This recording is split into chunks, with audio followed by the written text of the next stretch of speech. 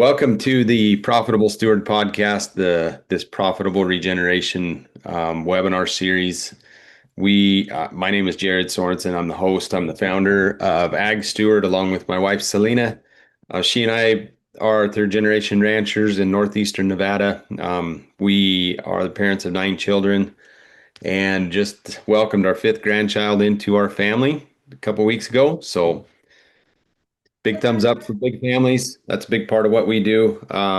Raise kids and cows, and probably in that order.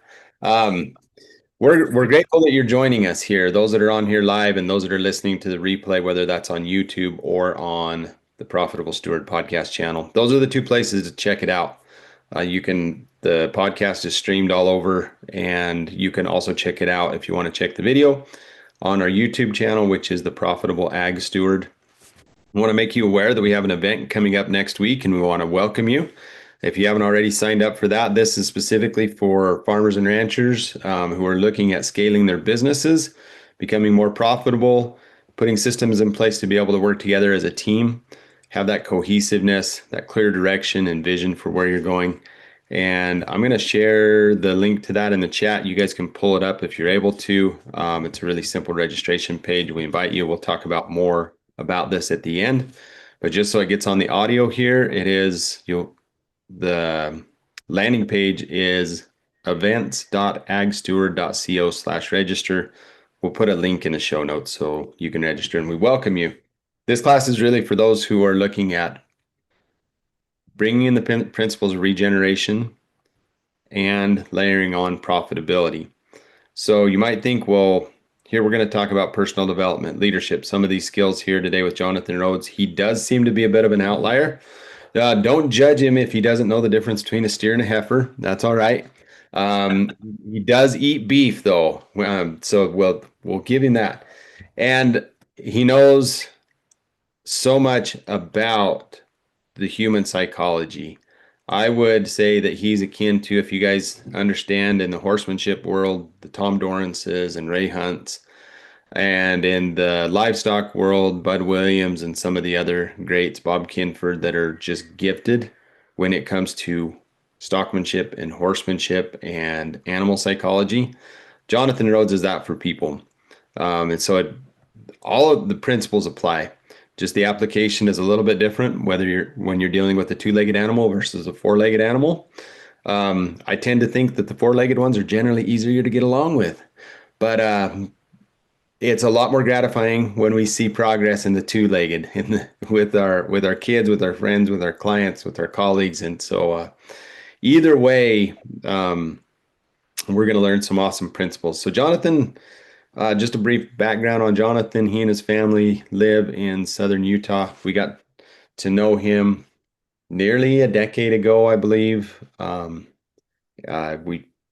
been blessed to work with him as a personal coach and as a business coach for our business, for our ranching business.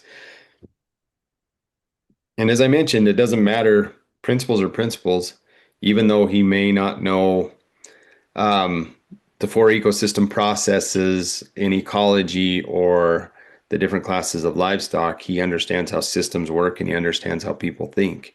And so he's been a great blessing to us, to our family, and to our business. We're grateful to have you here today, Jonathan. Well, thank you for having me here, Jared. I sit back and just I'm loving hearing you talk. And you're right. I don't know the difference between those 2 things. And you're exactly right. Principles are principles. That if they work somewhere, they work everywhere if they are a principle. And so once you start to get a grasp of the principles that govern this reality we get to live in, we have this opportunity to be in, well, you can begin to work with them, right? And you can begin to have a healthier economy in whatever economy you're wanting to grow the value in, whether that is in livestock or if that's with your children, or all the way up to different businesses. I know there's people in different industries, and we're all going through different relative problems to where that could use these principles to solution and move and grow the value of that space. So I am absolutely honored to be here with you. And every time I get to mix and mingle with this crowd, I love it. Even though you are of a different tribe, I still find that you are part of my tribe for sure. So thanks for letting me be here, Jared. Yeah, yeah, absolutely. We're grateful that you're able to join us. So let's dive right in. I know you've got some ideas put together. Jonathan trains large groups of people. He coaches at a one-on-one level, and we're really in for a treat today to be able to learn firsthand from him. This is going to be a little bit interactive. We will have room for Q&A at the end of this call. Some of that will be recorded. If you want to do a little more intimate after we cut the recording, we can also do that. And so let's run with it, Jonathan. For sure. Well, a little bit of background on me so that they know who they're listening to. I've had the opportunity to be in the personal development world for a little over 20 years. And, my story, if I could share that with you, it really starts and going back to the basic. I remember racing in a park with my dad when I was 13 years old and having an experience that was powerful enough to shift the way that I was going to live my life. I remember the day for two reasons, okay, Jared. One, it was the day my dad beat me running backwards in a race. And I realized how amazing my dad was. And I found a hero for myself. But more importantly, it was the question I asked him right afterward. I said, Dad, what do you want to do with your life?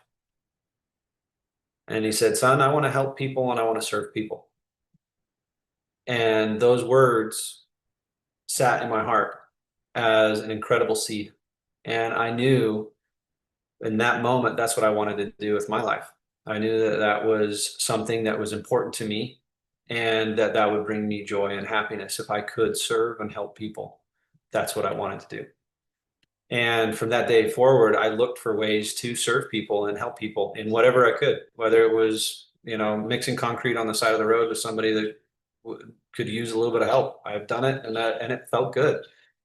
And my dad in his world, I adopted very quickly. I follow him around as he's helping people over the phone with their health and nutrition and different things. I would sit right behind him and follow his little footprints literally in the carpet and listen into his conversations and glean what I could from his mentors became my mentors. His people became my people. And I learned something very important, right? And that is that I'm someone special. And that's not ego saying that. I am someone special, and there is something inside of me that no one else in the entire universe has. It's mine. It's my version of special. It's my version of what I have to offer this world that I'm sorry, Jared, for the best that you could try to fulfill my part of special, you can't do it. It's only mine. And it is in me to bring to the world or not. It will either live through me or die inside of me based off of what I choose to do. And I realized that through this process that concept of special lives inside of me, and it's my choice to either grow it, to fan those flames, and to grow it into the bonfire it could be, to give the light that it could offer and the heat it could offer to the world, and do that or not. And it would require a decision. And I chose in. I chose into to doing that. I wanted to give that to the world. I wanted to bring that out. And there's something else that happened simultaneously for me to witness that glorious thing inside of me that existed. I turned my vision outward, and guess what I saw in everyone else, Jared? That they were someone special, that they had something inside of them that no one else had. And it was not ego to say that. They have that. You have that. Every single person has infinite worth and value that sits within them and a mission call inside of them. Something purposeful, something important that only they can bring to the rest of the world. It's not something you can pan off onto somebody else. It's not something you can buy off. You can't pay somebody else to run your mission for you. You can run your mission and you can actively use principles to leverage and have support in fulfilling that mission with other people. But it will never be born if you don't lean in to that call. When you asked me to be part of this podcast today, Jared, you said I think I would like it to be around stewardship, hence the name AG Ag Steward. I said, well, what a cool concept, stewardship. What is stewardship, Jared? Let's start there. I mean, you named yourself after it. Give me a couple of examples of what you think stewardship is, Jared. Yeah, that's what we love to talk about around here. Stewardship is a sacred responsibility that God gives us over people, resources, for which one day we will be accountable back to Him. Yeah, I love the definition you just brought out. There's a mindset shift that I think is really important when you're talking about stewardship. And so I want to bring a little more definition around the concept of stewardship so we're all talking about the same thing. First, is there a difference between ownership and stewardship? Yeah, in the classes that we teach, Jonathan, we do teach that stewardship, from our perspective, is greater than ownership Yeah. because you can be an owner and not be a steward, and you can be a steward and not be an owner. So stewardship is greater than ownership, and there absolutely is a difference. As much as I love and would defend property rights, ultimately God owns everything, and we're just stewards over it for a short period of time. Ooh, I love that you bring in the concept of something bigger than yourself because stewardship requires that mindset shift. An ownership, you can hold on to something, you can own it, but you're going to bury those talents into the ground. Have you ever heard that one before? You pull, Yeah. the time comes, you pull up the talents, you have the same talents that you were given, but there's no growth. There's no amplitude within that space. It just was what it was, and it was never anything, it was never grown into what it could be. Stewardship requires a forward vision of what this can become, not just what it was. It requires a shift in mentality of I own this thing, therefore I can do whatever I want with it. I can throw it away or I can do this or anything because I own it. To, Mhm. hey, wait a minute. There's a brief moment in time in which I have been given stewardship over this thing. What can I do with it to grow it? What can I do with it to improve it? What can I do with it to amplify the value it can bring to the world? And so there's this concept in the mind shift that I think it's incredibly important for us to make that shift as one of the very first things within stewardship, right? Who's responsible for your outcomes in this life? Who's responsible for your own happiness? Do you have a stewardship on the direction of your life? Whose life is it that we're talking about here? It's yours. Yep, absolutely. Your happiness, right? It's yours. What about the opportunity to raise these children on this earth? That's a stewardship. What about so you said the resources? That's a stewardship, particularly with this group, land and what you're going to do with it. And there's so many different directions you can do with that. Can you kill land, Jared? Can you compact it so deeply that it's not producing anything? That's what we've done with modern agriculture really well for the last several decades. Is Yeah, yeah, that same thing can happen to the brain, to our minds, based off of what we're doing with our stewardship over this beautiful thing that we call a brain. How about this? How about how we perceive our worth and our value? Can we sterilize that topsoil too? Right? If we're theoretically spraying pesticides all over how we perceive our own worth and value, can we kill our perception of our worth and value?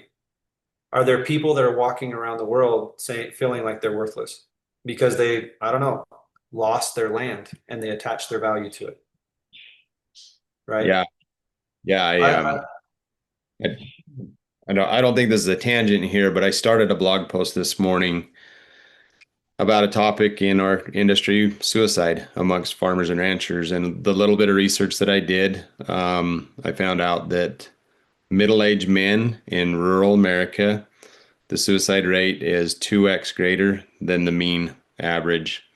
And there's a lot of reasons why that is, but I think it's what you're talking about there. Like we lose sight of what our worth is. We tie it to things that are fleeting, the perceptions of others, our bank account, um, uh, to the land, to our possessions, which those things are just here temporarily. So absolutely, Jonathan, amen to what you're saying. So let's break that down a little bit and understand that the value that you have. This is one of the most. I want to just go straight to the core on a couple of these things, and then we'll come back around to stewardship over this. Okay, the value that you hold won't change. Nothing you can do can add to or take away from it, and I can prove it. When was the last time you held a baby in your arms? Yeah, we just 2 weeks ago welcomed our fifth grandchild into our family, so that's pretty real and relevant to us. Okay, your grandchild, what's their name? His name is Ryden, Ryden. So how much value does Ryden have? Infinite. But he doesn't own a piece of land yet. How's that Mm. even possible? He doesn't have a cow. He doesn't have a heifer. He doesn't have a horse. He doesn't have a chicken. He doesn't have a piece of land to grow corn. He just barely flipping got his name. So how in the heck does he have value, Jared? It's intrinsic. It's It's always what it's he's always, it's always been his.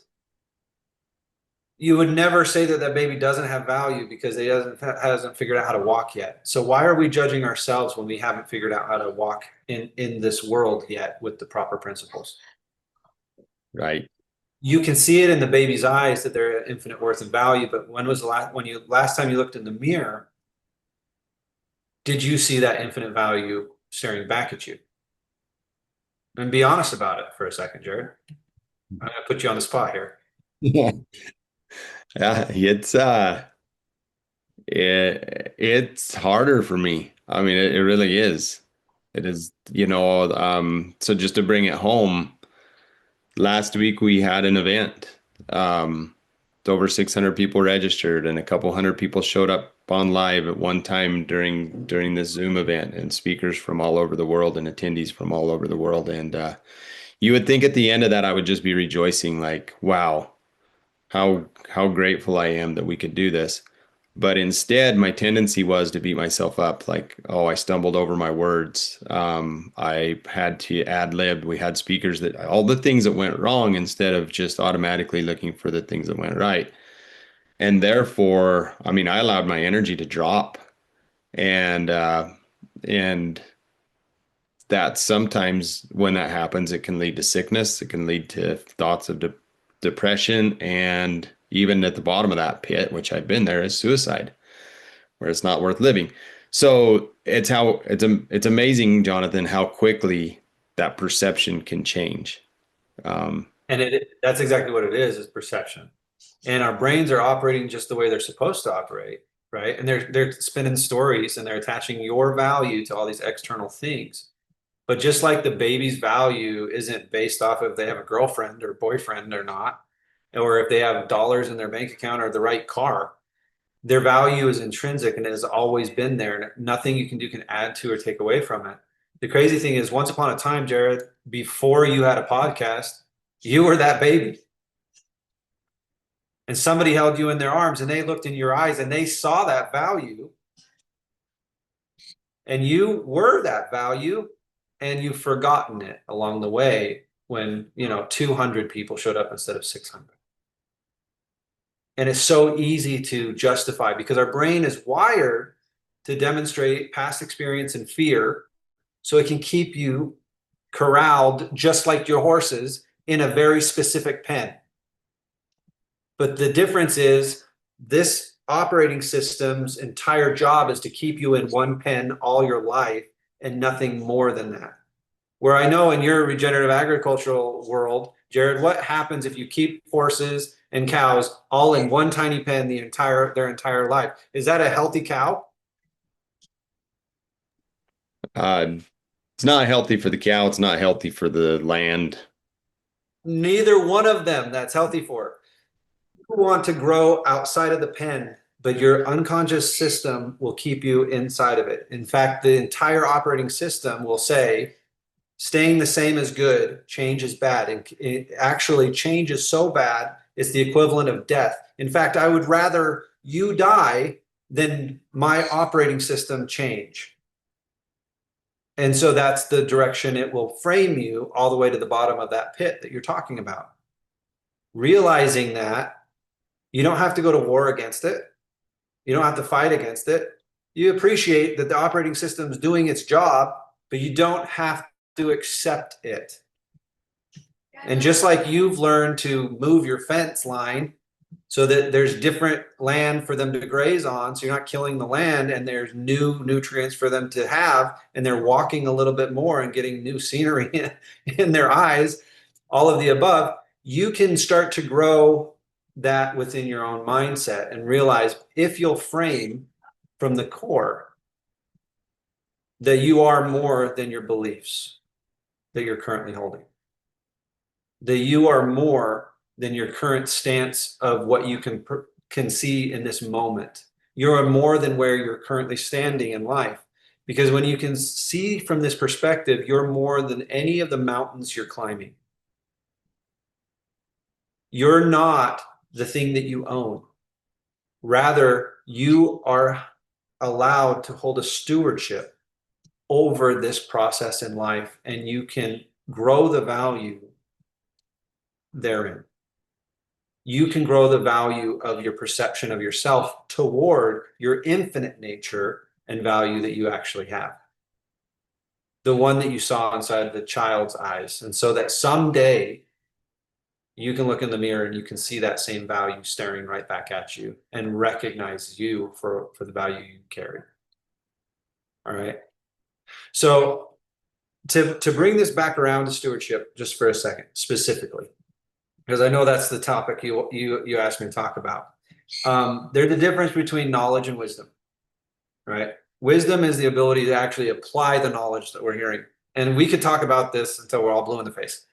And it'd be really cool knowledge. And you could all go home and it'd be, oh, I had a really cool hour. I can't remember what it was about, but I felt good about it, but I can't remember what it was about. And it's just static at that point, right? Sometimes you'll be able to pull a nugget. There'll be 4% of you, knowing the averages. 4% will actually have a shift off of this call, just based off of the call. But I don't like those odds. So we're going to change it up, and we're going to actually bring application into our conversation for a minute, okay? And so you guys, if you want, grab a pencil and paper. If you want, answer these questions for yourself as I ask them to Jared. And Jared, this is going to be kind of cool. And I love that I get to ask you these questions because I know you well enough to know you have a stewardship. Okay. And I want you to get clarity on it. So I'm going to ask a couple clarifying questions here. And I want you to answer them for everybody. We're all going to get to know what you're passionate about, what part of your mission here is on this earth. Okay. And everyone else, you can answer these questions for yourself along the way. The first question I want to ask is, we're going to clarify what it is, and specifically, because you brought this up, God has entrusted you with something. What has been entrusted to you in the situation that you're in right now? And I want you to answer that question. Everyone, answer that question for yourself. What has been entrusted to me? And write some of those things down. And it can be a resource, a relationship, opportunity, influence. It could be many different things. But Jared, I want you to pick one because we're gonna dive deeper on this. Answer that question. What is something that has been entrusted to you? It could be along the line of Ag Steward. I know that this is part of your mission. Yeah, very Go much. ahead and answer that question first. What has been entrusted to you? Okay, so three things come to mind. First of all, it would be agency. I believe God gives that to us and allows us to steward that. Second would be our family and our relationships. And then third would be the more of the resources, the land, the livestock, um, and I would say our fellow man as well. So that would be four things. Okay, awesome. now we're gonna move to the next one. And you guys can write down that question for yourselves for later for you to go deeper on this for yourself, okay? So the next one is we're gonna identify your intended outcomes with what's been entrusted with you. Okay. So this is where we're gonna activate a little bit of our visioning and our imagination. By the way, your imagination is one of the most powerful tools you have. So we want to use that, okay, in this process because it can help write and rewrite some of our identity space if done properly with the correct emotions. So what is a healthy, thriving state of this trusted space for you? Pick one of them, and I want you to visualize not what that would look like as you move to the future, from where it is today to what it could become in the future. What's the healthiest state of that entrusted thing that's been handed to you, Jared? Hmm. So for just one of those four that I mentioned, pick one of those Yep. and And then I want you to describe it to us. Visualize this in your mind. Which one do you want to pick first so that we don't have it going with all of them?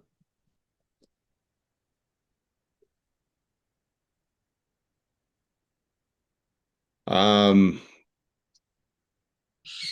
let me probably let's see. I'll pick the one that I think I'm struggling with the most right now, and that's stewardship over family.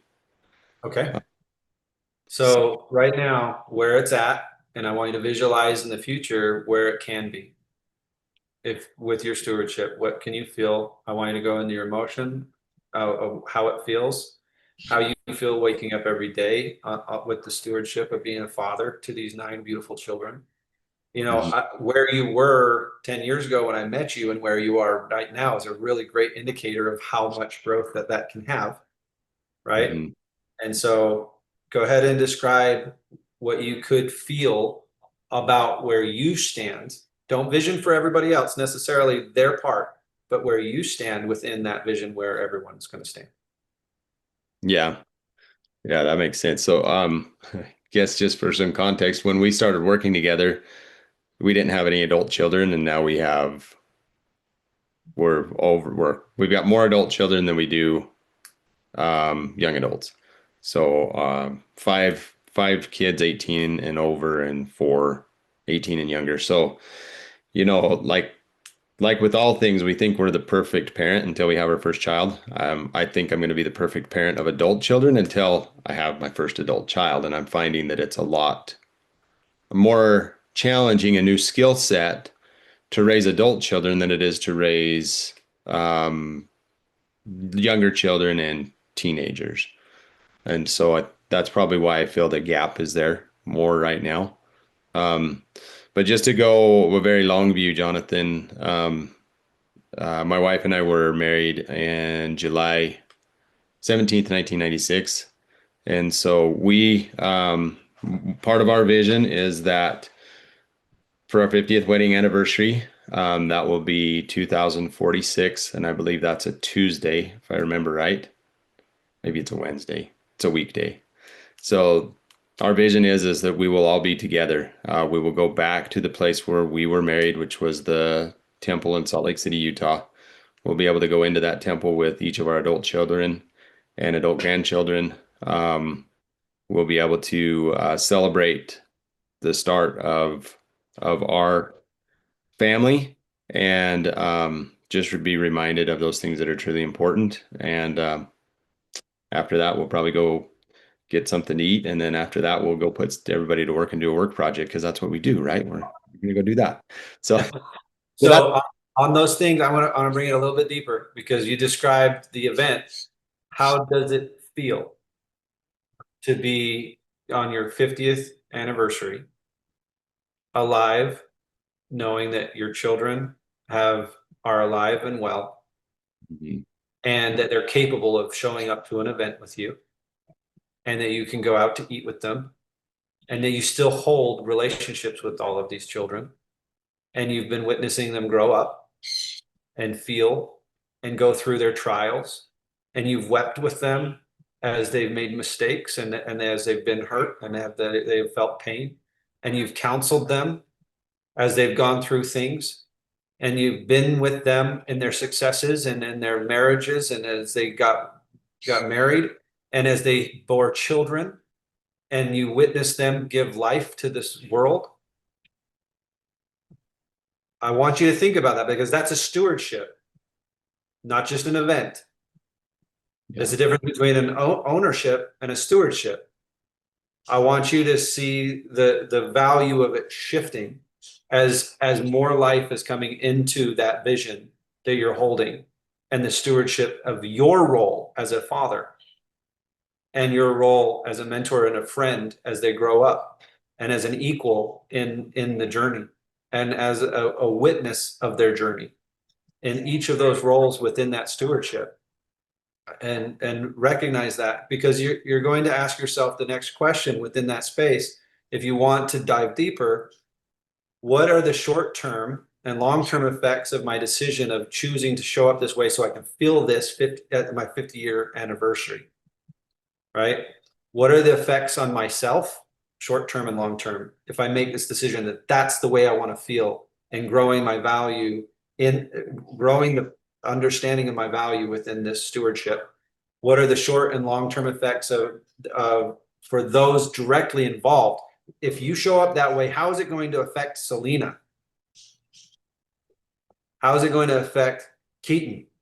How is it going to affect each of your children that have grown along with you as you've chosen into this path? Okay, so you start to do a little bit more of that work, and then you broaden it out. What are what are the effects that are directly involved with those around you, not just them, but how is it going to affect the greater good and the environment around you? Well, I'll tell you, this whole community is going to watch you in that journey and feel you in that journey one way or the other. That frequency is going to go out, and it will create ripples that ripple. And people are going to see the example that you're living, and they can then learn to step in and take from that example too. And I want you you can ask some of those questions, write some of those down, and you're properly visioning for the stewardship of this pathway. All right. And so you can build that in. And then the long term, what does this mean to my future if I live up to the stewardship in this way? If I cultivate the land inside of my heart in this journey, what fruit is it going to be bearing in my legacy and my future? Right? So those are some of the questions you could be answering for yourself as you're developing out this vision. And then we move into the next step. Okay, these are the 6 steps that we're on to the 4th step. The 4th step here is because it's going to be a balance. There's going to be some trade-offs between the preserving of what you've had versus the growth of what's going to be, and the personal gain versus the collective good of everyone, right? And the speed of getting whatever results you're wanting as quickly as possible versus sustainability, so that you can actually reach that 50-year mark and you've climbed that mountain and you've loved every step. So what am I willing to part with in what currently exists in my system and my patterns for me to cultivate what can be? What am I willing to do to own that stewardship and live to get those results? Because it's not a one and done thing. Stewardship is not a one and done thing. Stewardship is, you were born and you take the stewardship all the way to the point of you're not here anymore. It's a lifelong process at certain levels of stewardship. You might have a stewardship over a dog for a little while, but the primary one, like your family, that's a lifelong stewardship, right? You'll never stop being a father, even if your kids weren't here. That role has been given to you. It's yours. And as soon as that title's been given, you're going to hold it. So if you're willing to ask those questions for yourself, what am I willing to release? This is a little heavier language, but what part of me can die to give room for the birth of what can grow and be? What part can I release? what patterns can I let go of? This last week, I had an event that taught me a lesson, and I realized there was some little bit of self-betrayal in a couple of my relationships. And so I made a really tough call, and I said, I'm going to remove one of my relationships that isn't exactly conducive to my stewardship of where I really want to go. And I released it, and it was a third of my income. Jared, do you think that came easy? That was scary for me. And I released it, and it was a day or two of sadness in my heart because I'm going to miss some of those relationships that I had on a daily basis. But 2 days later, this huge energy came out of it and huge transition in my life because I'm furthering my path of stewardship toward what I know I'm called to do. And awesome doors opened within a week. It's been amazing. But those type of decisions aren't easy, but they're absolutely worth it. They will be challenging when you're letting go of an old pattern to follow the call or the mission or the purpose. You're going to be challenged because that's how you grow the muscles to reach the top of the mountain. But it's super important to understand reaching a top of a mountain that you hated climbing will only bring an empty victory. If you can align your step with the steps you're taking, you can have a victory in every single step. And when you reach that top of the mountain, oh, the air feels crisp up there. Feels so good. And you see further, and you see new mountains ahead of you, and you realize you are more than those mountains. Therefore, if you would like to, you can climb them. If you want to align your energy with the steps, you can enjoy climbing. Okay. So we're on the last two. We're going to go to the last two here. So the next one is you want to seek accountability. You want to look for what you're missing in your blind spots, because every single person here, because we carry belief systems that we've established that we frame from, and oftentimes are why we can't perceive our own value. Some of these belief systems serve us and are in where we're going, and some of them are actually sabotaging. So you seek counsel to see the blind spots. The technical name is your scotomas, your blind spots. And you seek counsel. So you find a mentor. You approach someone you trust deeply. It could be a board member. It could be your wife. It could be, I often counsel with my wife. I often reach out to my mother or my father for advice. I have hired coaches to advise me as well, because no matter how much you think you know, and no matter how far you've grown, you're only halfway to your next round of growth. And this happens to be my expertise space too. Even though I'm a coach, I seek coaching. Even though I counsel and advise people all around the world in huge companies, I still seek for that advice for myself, because I know I'm fallible, and I know that there are blind spots that I've created through the beliefs I hold.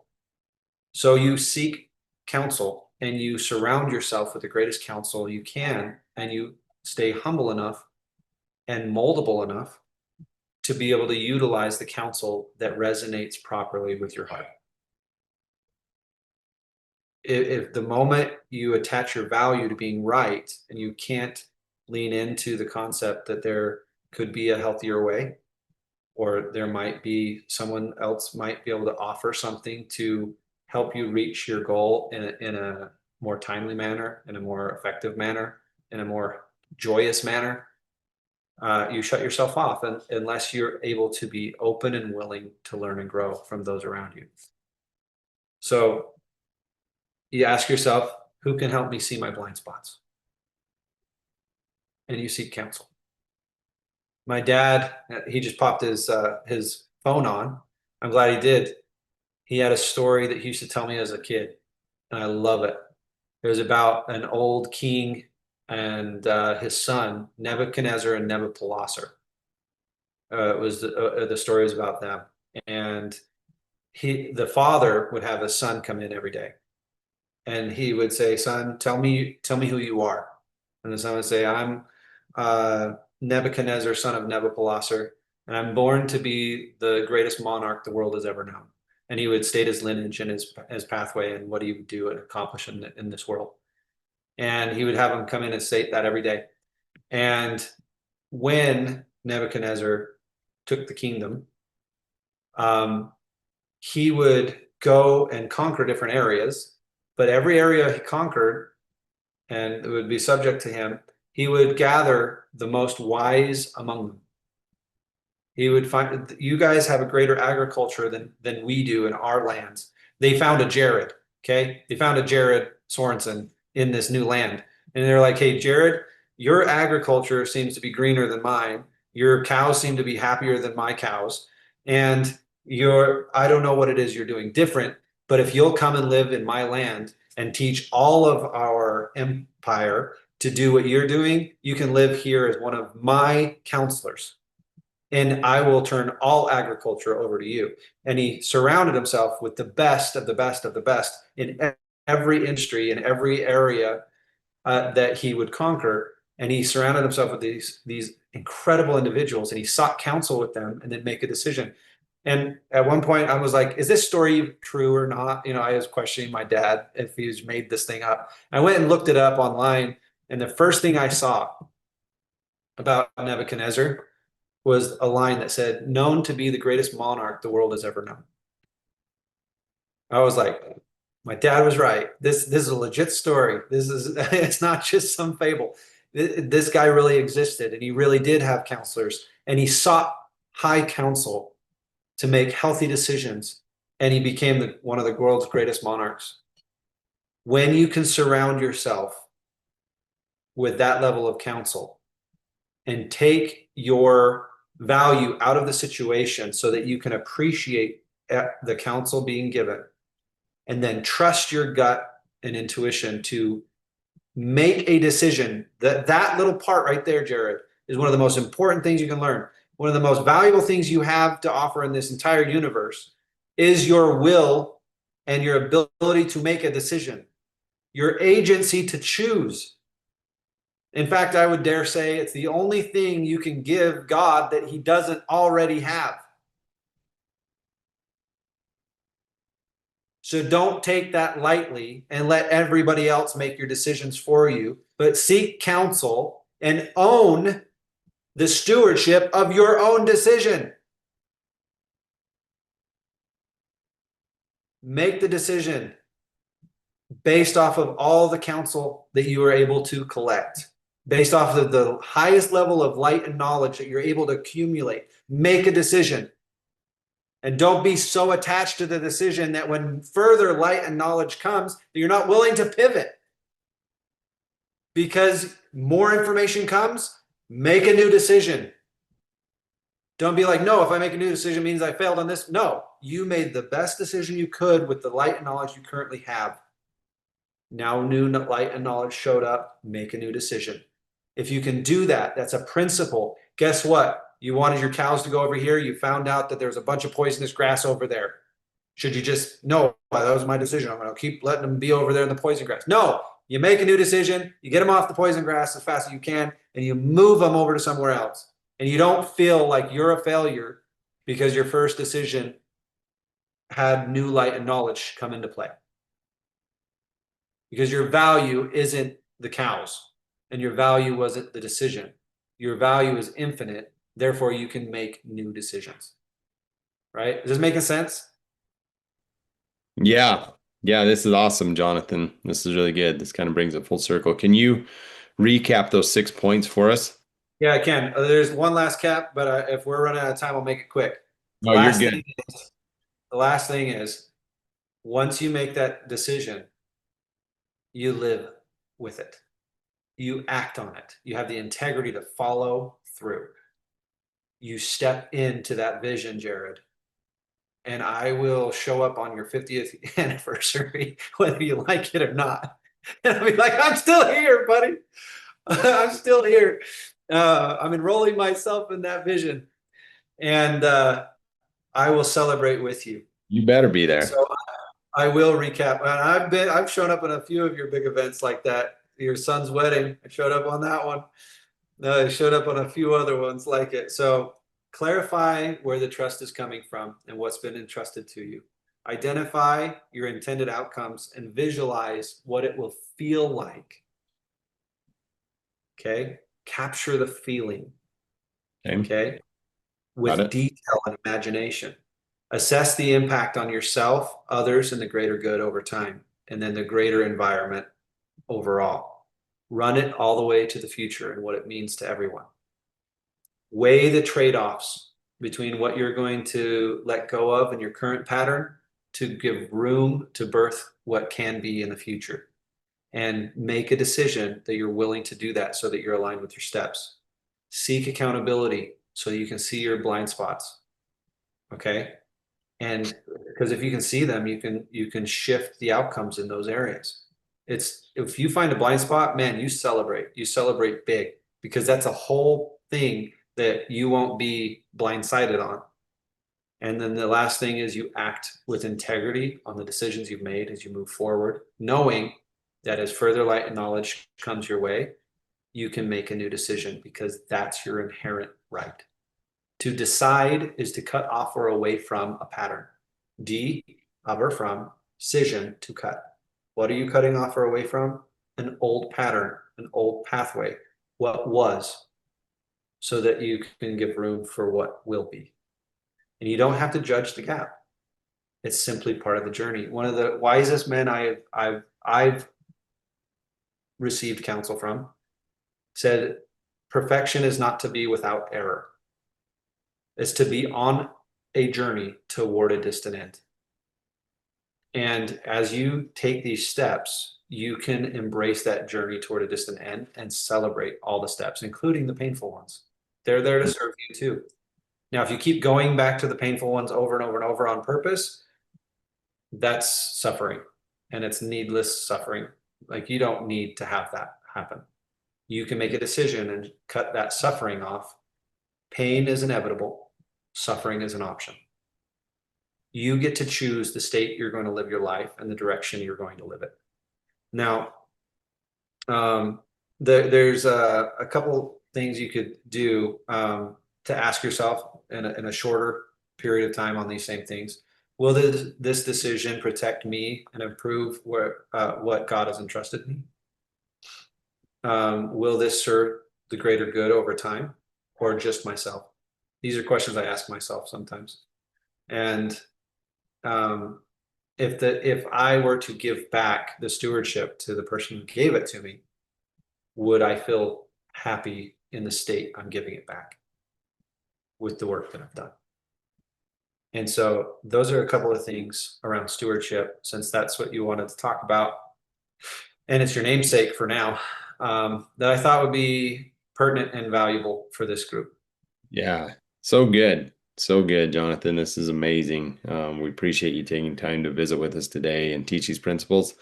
If you'll share your notes with me, I'll make sure they get in the show notes, so that we can see those 6 steps. You have a program, and I've done the program. You have a high success, a high completion rate with this program, the way you Yep. built it out. You talk a lot about building patterns and establishing habits and how to change. Um, that's something that it's just fascinates me, both from all aspects, the human aspect, but also I believe when we understand how to change ourselves, it becomes a lot easier to change things ecologically and the behavior of our livestock and to change the culture in our organizations. So everything that we steward is a reflection of us. And I think you've taught this principle to us, and I see it manifest all around us in our stewardships. And so your program is just a great immersive program to be able to learn these principles and really embody them. Would you be willing to share a, a little bit about what this is, how people can sign up and enroll in it? Absolutely. So, talking about stewardships, this is one of my stewardships. This has been, I notice every time I can do other things that could make me money or other stuff, but every time I come back to this, my heart sings. And I know that this is one of the things that God has called me to. And I've written this program in a universal language that speaks to across every border, creed, religion, and belief system. And it is the 8 core things that I believe are necessary for our culture today to thrive. And it's been built with neuroscience in mind, neuroscience-backed journaling, and it's going to teach eight formulas that will shift your life if you go through this process. And back when I used to speak on stages, I talked to 10,000 people at a time, Jared, and 4% of those audiences would actually shift and have the results that they wanted, even though 100% of the audience wanted it. Yeah. And that wasn't fast enough for me. And I asked myself, what can I do to help everyone who really wants the shift and change in their life and the tools of empowerment to be successful in what matters? How can I help them actually achieve that? And this was given to me as a stewardship. I put it together and I put together an entire platform so that this could be leveraged and scaled to the world. And so my program is an 8-week course, and you log in once a day and do 15 minutes on your own time. There are 2 pathways on it. One, you can do it with live coaching, and it costs about $9.97 to do it with live coaching, or you can do it on your own. And we actually lowered the price to $7.97 for that. And then for this group, we actually set up a discount for anyone who wants to go in and sign up for the course, the 8-week to be program. I promise you, this is what some of the most valuable information you could ever learn for no matter where you are in life. This is the core stuff. This is where once you understand this, you will have the tools for you to take stewardship and responsibility for your own life, mix that with the vision, and have the tools to actually get there. And so my program, the name of our company is To Be Legacy. And the program I'm speaking of is called the 8 Weeks to Be. And I'm going to share my screen with you really quickly. And if you're here live or watching the video, feel free to just take your phone out, and you can use the QR code. It'll take you right to tobelegacy.com. In that website, when you go, if you wanted to sign up, you would sign up for the 8 Weeks to Be program. And you can type in a promo code that we created for you, Jared, and your team, and that is AG Steward. If you type in that promo code, it'll take $100 off of the price. From the $7.97, it'll be $6.97. And that is do it at your own pace program. This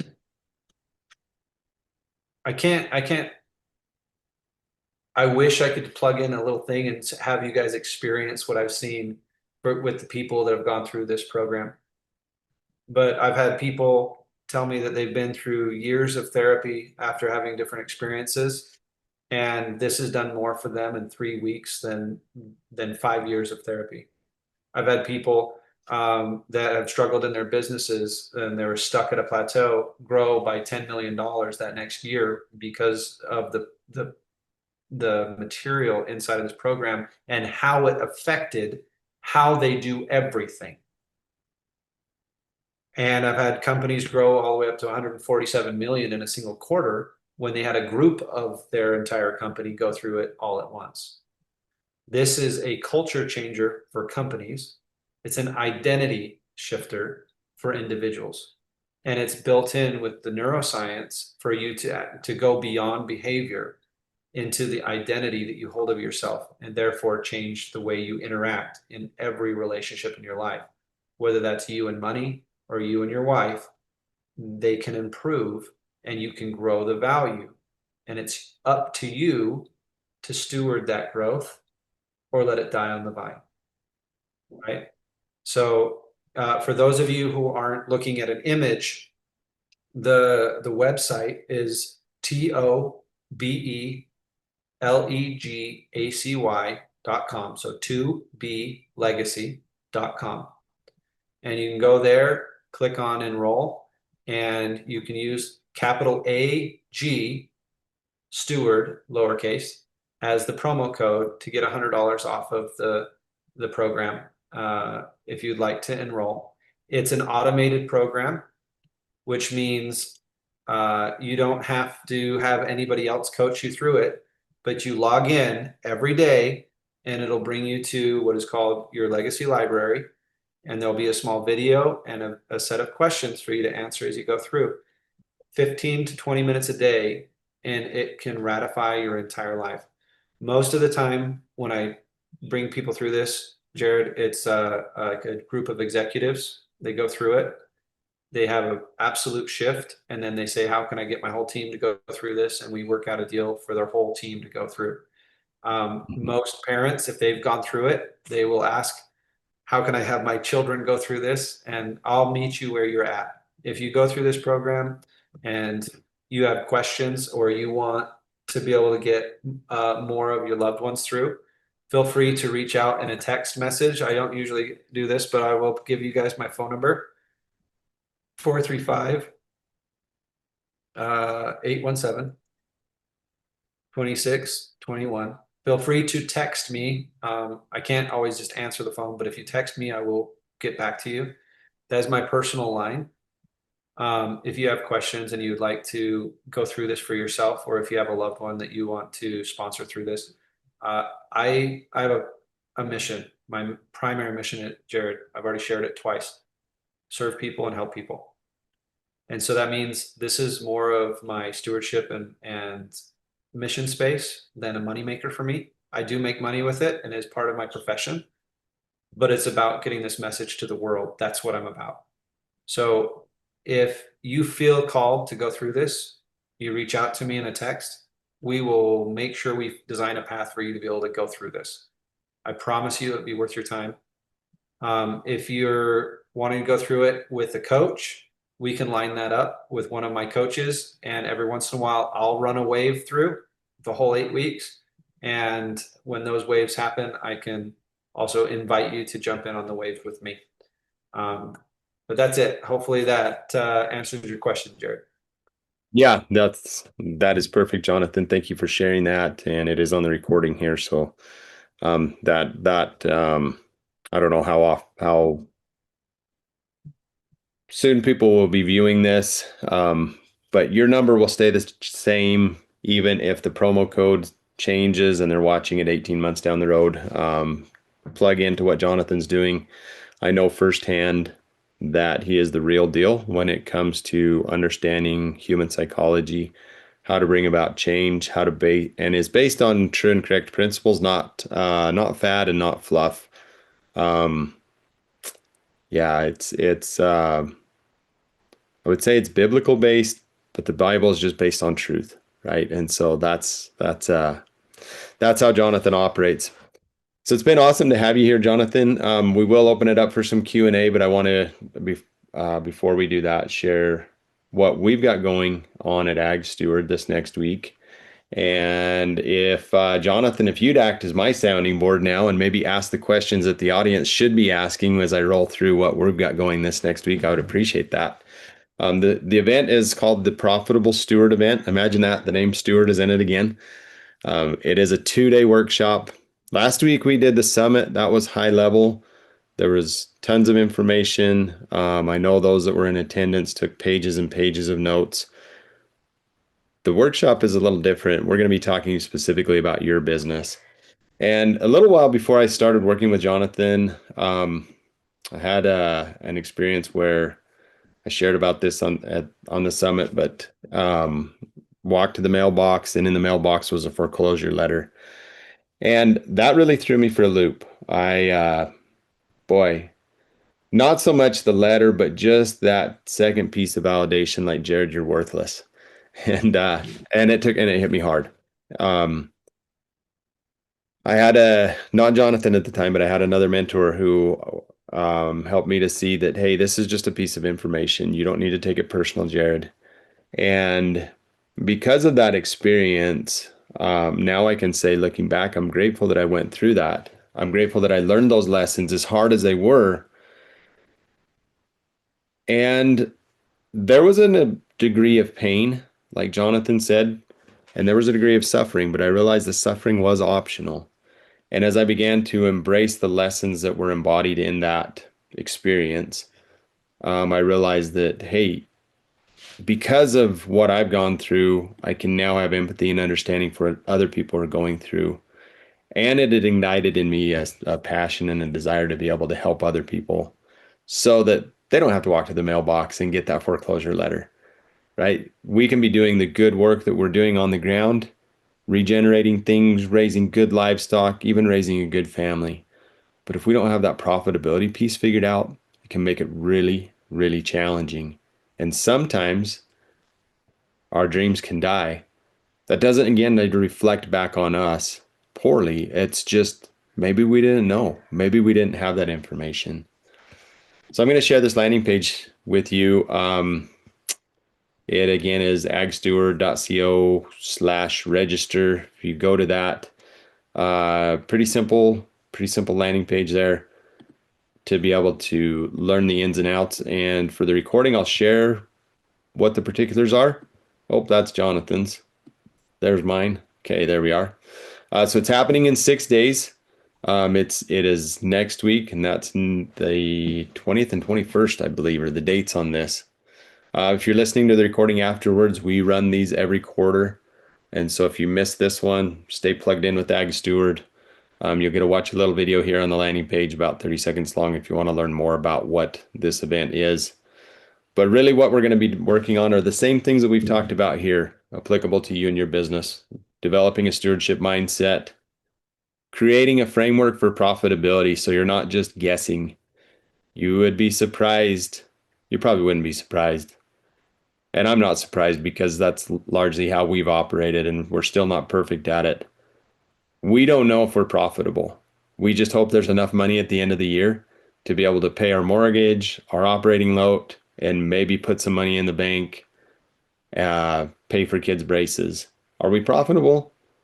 I would say one operator in 10 can with confidence say, yes, I'm profitable.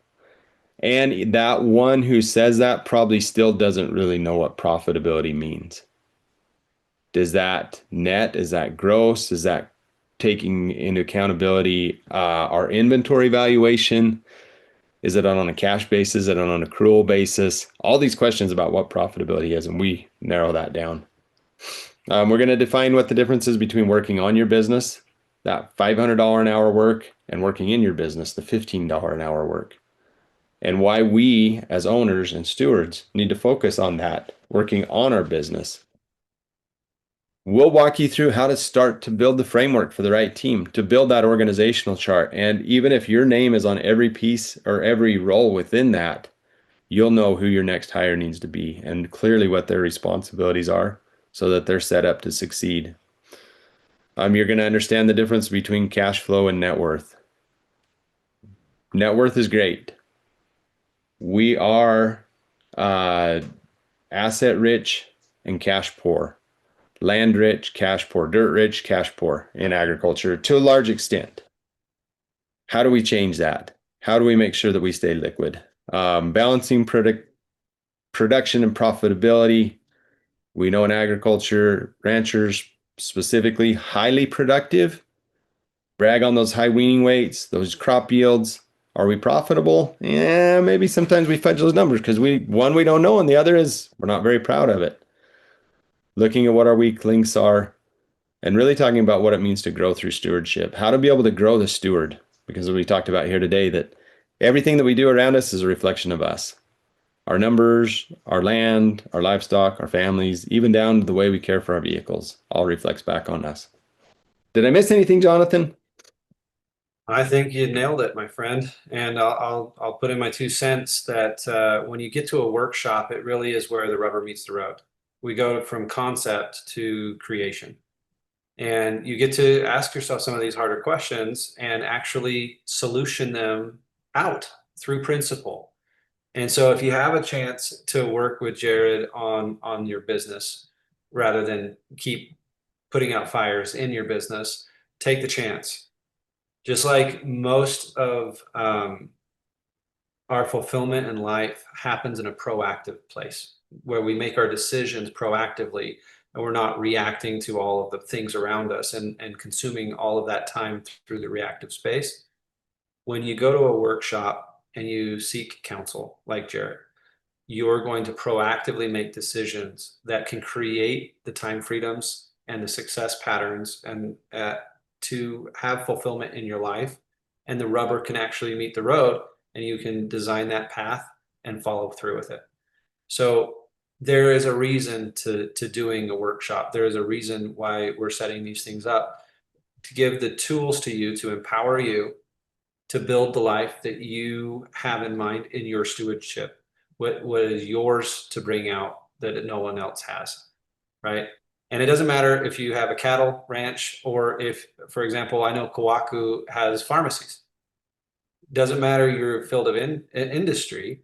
Principles are principles are principles. And as long as you can connect the dots to the principles, you can apply it to your field and you can actively workshop it. So awesome, Jared. Yep. Thank you, Jonathan. I appreciate that. And so to take the next step with Ag Steward, we offer these events, which are free. They're every other week, the second and fourth Thursdays of the month. So we will have another one in 2 weeks. That is one way to stay plugged in. The free summits, we do those quarterly. These workshops, we'll do them quarterly.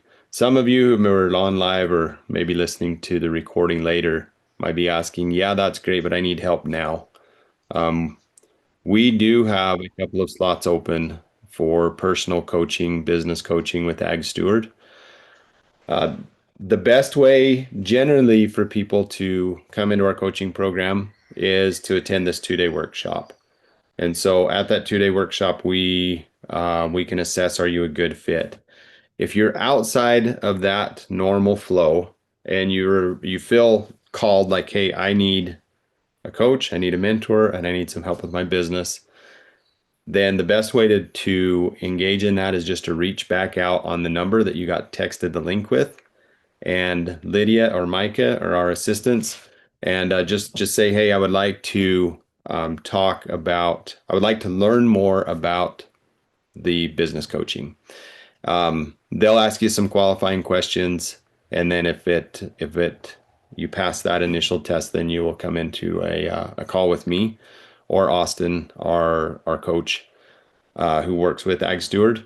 And at that point, we can talk about what those programs look like. So we appreciate this great community that we're blessed to be involved with. It's an honor to serve you, to be able to show up for you, and to have you show up for us and yourself. Us collectively meaning the community, right? It's easy to just feel isolated, to just go do your own thing. But we don't want to operate that way. I think in this new economy, community is more important than ever. Like we have to build community to be able to stay strong and resilient. And we need to make sure that we have the right guide to be able to help us on that journey. So it's an honor that Jonathan and I have to be able to guide you along that. Any final thoughts, Jonathan? I really don't have any final thoughts. I just am grateful to be here and see your faces and feel your energy. So thank you for showing up for yourself. Thank you for listening and I'm looking forward to the journey with you guys.